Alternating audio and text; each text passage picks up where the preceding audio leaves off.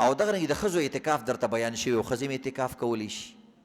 په دې عمل کې شریکېدلی شي. د نبي علیه السلام زمانه کې به هم ښځو اعتکاف کو. د ښځو جومات کور دی عزتمندو،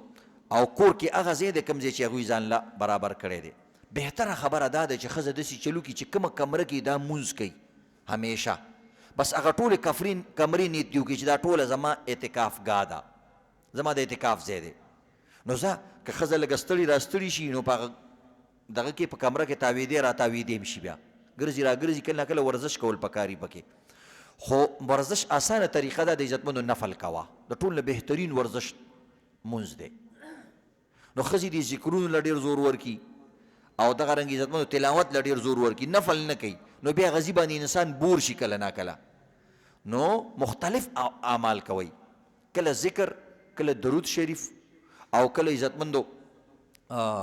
د تلاوت، کله ځان سره یو کتاب ساته دینی کتاب، مثلا بهشتی زیور کتاب دی، هغه د ښځو دپاره هم دی د سړو دپاره هم دی، او هغې کې عزتمندو د مونځ او دس جنازه زکات حج تر دې پورې ښځو ته پکې د اچار جوړولو طریقې هم ښودلي دي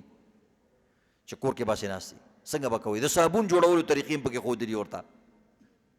نو ځان سره یو کتاب انسان کې دي، یا آسان کتاب د تعلیم الاسلام، که څوک لږ ډېره مطالعه کوله پکې نو هغې ته بیا د هغه دپاره معارف الحدیث او فضایل اعمال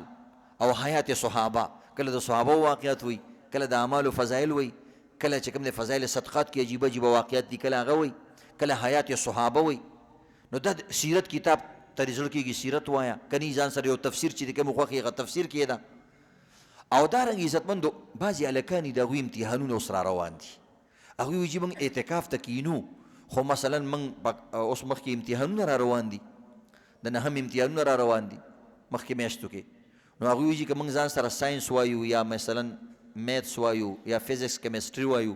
گنجایش پکې شته؟ او شته، دننه کله ناکله دا هم ویل پکار دي، څه نه څه درجه کې ویلی شي خیر دی خپل کار کولی شي. تر دې پورې علماو لیکلي دي چې بعضې دکانداران کسان دي او هغه ډېره ضروري خبره هېڅ خبره نه، یو سړی جومات ته رالی او ده ته وایي چې هلکه پلاني تانونه وړم په څو بیا راکړې، دا ورسره دا خبره هم کولی شي، هېڅ خبره نه ده، ځکه تجارت هم عبادت دی. بهر دې ورپسې نه ورځي چې سفر وکړه زه درځمه نیم اعتکاف به هلته دغه کې وکړم په دوکان کې، نه داسې به نه کوي چې مامه شمېره درګډ یم او ټول ورپسې ورځي. او نو دس خو دلته کولی شي، یا مثلا یو نیک ناست دی دوکان کې،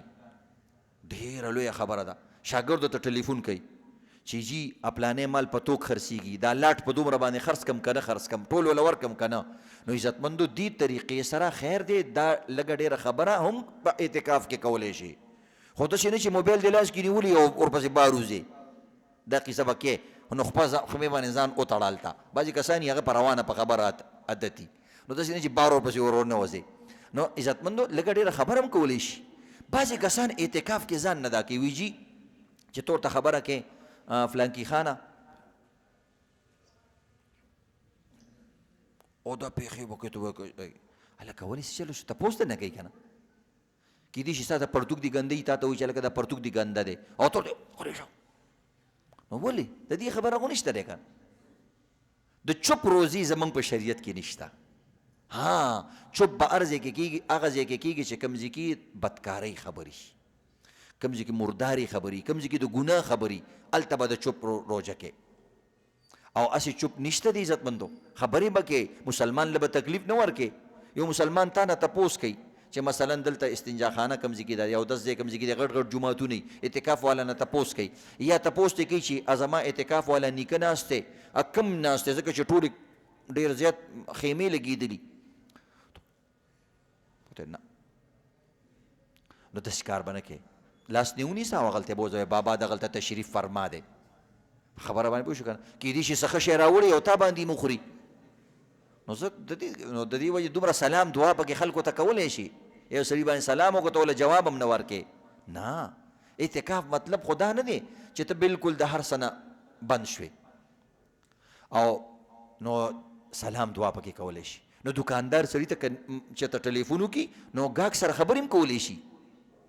خو دومره خبرې به نه کوي چې ټول اعتکاف والا را پاسې، د بل سړي لاؤډ سپیکر ډېر تیز وي او هغه ایکو سسټم هم پکې وي، او خم داسې چې کوم دی ورور هغه ډي جے سسټم وي د هغه مرۍ ډېرې تیزي که نه جومات کې تیزې خبرې عام حالاتو کې هم ناروا دي عزتمندو. دا لوډ سپیکر چې موږ لګوو دا د دې وجې نه لګوو چې تاسو ته آواز صحیح لاړ شي. ګینې عام خبرې چې دوو کسانو ته بیان کې لوډ سپیکر به هم نه لګې جومات کې، یا درې کسان جمع ته ولاړ دي او تا ورته وروره بار لوډ سپیکر یې مو لګولې. نه دا څیزونه نشته شریعت کې. جومات کې دنه به هم سلو آواز سره چې د مونځ کې قرات هم کې نو افرادو ته به ګوري چې چتونه ډیر دي نو بیا به ته والیوم لږ تیزی. صحیح شو؟ او چې کسان کم دي نو خپل آواز والیوم به کمې. دې طریقې سره ټیم پوره شته موخه